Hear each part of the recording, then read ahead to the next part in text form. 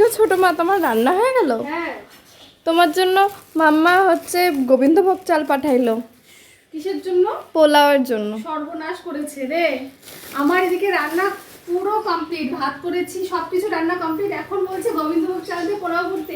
আমি সেই সকাল থেকে জিজ্ঞেস করছি কি রান্না হবে হবে। কালকে মাছের মাথা এনে রেখেছিল মুড়ি ঘন্টার জন্য, তো ওটা করেছি।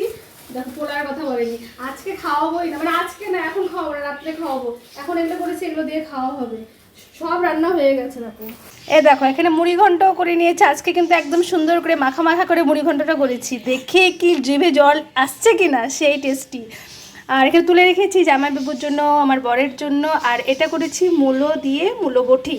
আর এখানে আছে কড়াইয়ে, এটা হচ্ছে, এটা হলো মাছের তেল। মাছের তেল দিয়ে আলু, বেগুন আর কোয়াশ দিয়ে এটা হলো ঘন্ট।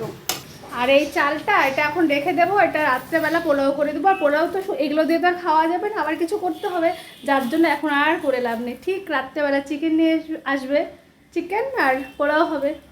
এখন এটাই হবে, চলো।